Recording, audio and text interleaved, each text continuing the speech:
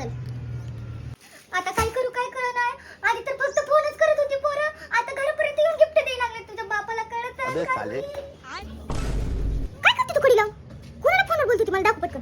पटकन दाखव. कोणाला बोलत होती? मैत्रिणीला बोलत होती तर दरवाजा कशाला पुढे केलाय? दरवाजा उघडाच राहू दे, दरवाजा लावायचा नाही. तुझ्या वयाचे मी होते तेव्हा पोरांना असं मानवरती करू सुद्धा मी कधी बघितलं नाही. नाही माझ्या वयात तर तुझं लग्न झालं. लग्न झालेली गोष्ट वेगळी. पोरांनी कधीच आम्हाला असं फोन केलं नाही, घरापर्यंत गिफ्ट आणून दिलं नाही, कधीच नाही. पण आई तुमच्या टायमाला फोनच नव्हते. मला उलट बोलू नको बरं का. कुठं चालली एवढं तू तुझं डिस्ट्रिक्टला? मैत्रिणीच्या घरी. आजोबा जायचं ना मैत्रिणीच्या घरी. तुझी मैत्रीण येते का कधी इथं? नाही ना, तू पण जायचं नाही. तिला म्हणा तू ये माझ्या घरी, अच्छा. मी नाही येणार. ठीक है. बघू जरा काय करते म्हणलं लावून तू एवढं. बघू अभ्यास करते बघू. कोण नाही बोलत तुला हे? आणि हे वयात का ठेवलं तू असं सोडून गेले तरी? कुणाची आठवण आहे ही? आता मला बातमी तुझ्या बापाला सांगायला लागते. पोरगी चाळावर राहिली नाही, पोरगी.